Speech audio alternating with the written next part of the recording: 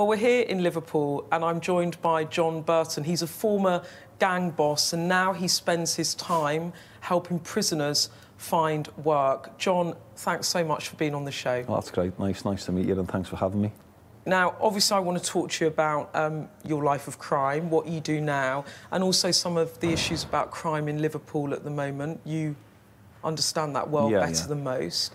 But what I wanted to do is you have such a fascinating, quite astonishing story. What was it like being a young boy in Liverpool in the 80s? I loved it. It was great. I was born and bred in Liverpool town centre off Vauxhall Road. Moved onto an estate, probably 700-800 houses, and these were all people who had come from tenements, apartments, flats, stuff like that, and all moved onto this estate.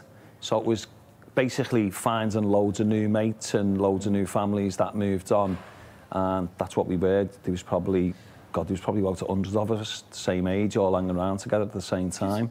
How on earth did you go from this kid having a lot of fun, loving life, as you said, how did you go from that to, at the age of 11, selling drugs on the streets? What was going on? I think when I was about 11, I think me and a group of my mates started smoking weed.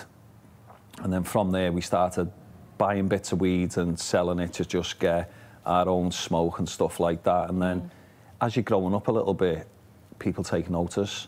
And then I ended up sort of working with older lads then when I was about 13, 14. And obviously people say I got groomed and exploited. Actually, I didn't. I wanted to do it. You were named as the mastermind of a £1 million conspiracy to sell £1 million conspiracy to sell drugs across the city. Yeah, that was in 2011. I got caught in 2000. But are you like literally like have you become the gang master at this point? Not the gang master, but because I was probably top of the tree. And top of the tree means it was me that was sourcing the cigarettes or the drugs. It was me that was putting it all together, and it was me that was sort of working with my friends. So you're and stuff. running people now? Yeah, yeah. There are so many horror stories of gangs depicted in TV shows, on films, documentaries, like the one you featured in, which was Liverpool Narcos. Yeah. Is it really like that? Was it a life of violence as well? Yeah, when you're in a drug world, it can be, yeah, because what you've got to understand in a drug world, it's about getting your drugs into the country.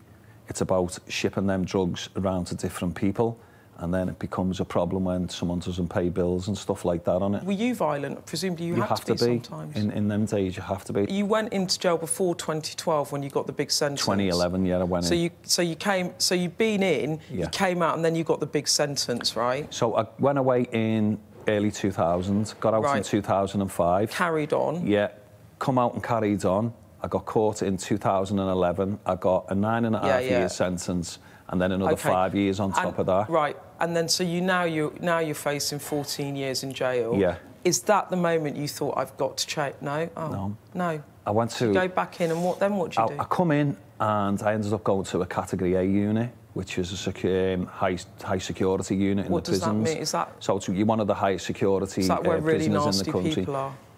It is, but that's where people think. But when you're a prisoner, you're going into it's normal people like you've been with. Some are serving 20, 30, 40 years in there. You're in with murderers and really violent people, right? Yeah, I suppose you were a really violent person. Yeah, but you come under that category when you're serving drugs, and if the police want to make you pay for what you've done, then they'll put you in like a Cat A unit. You basically come out. What changed for you?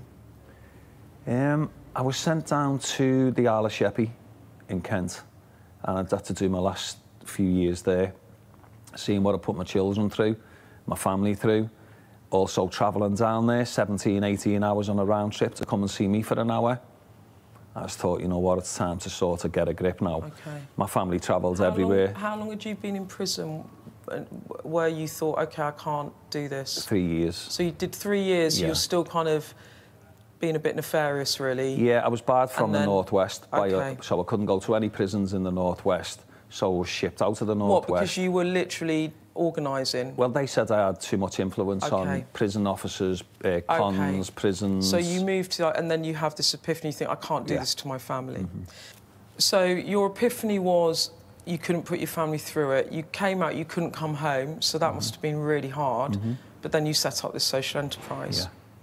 What does it do? So it helps people in prison, people coming out of prison, and it helps them to rehabilitate.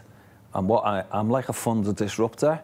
I don't like putting courses on that'll take 4 weeks when you just want to draw down funds, and when we can put someone on a week, 2-week course or a 3-week course, depending on what type of job it is, and just let's get them into work.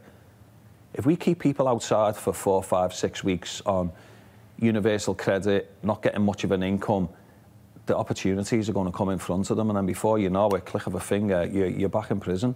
And you've been awarded the Robert Corbett Award during a ceremony in the House of Commons. And during the ceremony, Lady Val Corbett said, in this year alone, 182 people on their programme have achieved industry qualifications with a 98% success rate. Yeah. That must feel... Does that right the wrongs of the past for you a bit? It does. And like someone said to me, how do you feel about getting your awards? I went, look, I'm honoured to receive an award. I said, but my awards is seeing people rehabilitate and get a life after prison. That's my rewards, watching people going into. I just wanted to now talk to you about Olivia, what's happening here in Liverpool. On the 22nd of August, Olivia Pratt-Corbett was killed after a gunman fired shots into her home at about 10 p.m, chased by another man. This incident has not just shocked Liverpool, it's reverberated around the country, and everyone, parents, I mean, just everyone, like, for a little girl to be killed in that manner is beyond imaginable. How has it impacted the community here? And how do you feel about it as someone that was involved in this sort of crime and gun crime? It's like now I speak to a lot of people about the ripple effects and think before you do. So when you go and do something and you don't think about doing it, then these are the ripple effects that happen along the way.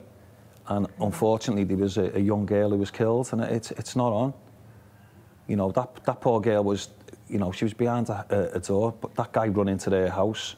He had no right to run into their house. And her mum. And her mum got shot through the hands, and the same bullet went and killed Olivia. Can you imagine how? It's awful, it is. It's really bad. And, you know, and I know probably a lot of people in the criminal world are not even happy about it happening. But it's the ripple effects of not thinking about stuff. There's a 200,000 reward being offered for information leading to the conviction of those responsible. It's the biggest reward in Crime Stoppers history.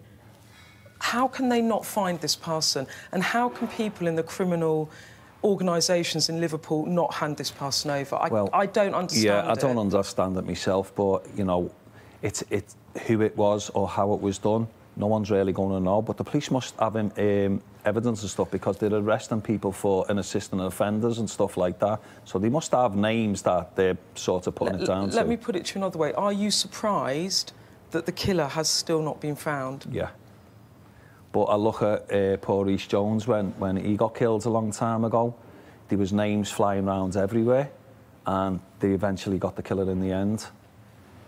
Is the person being protected by I 100% couldn't tell you that, but you know, something's not right. But I'm pretty sure, look, the biggest gang in this country are the police, and I'm pretty sure they will catch the killer 100%, because they're putting everything into it to find out who it is, how he's done it, and what it is. And it won't be long before the killer's found. John, thank you. Thanks for telling you're welcome. Your story. Thanks for the work you do with prisoners. I mean, it's a great thing that you do now, and thanks for coming on the show. Not a problem. We've got to help rehabilitate people so they become better people in life. That's the way I see it. Thanks. Thank you.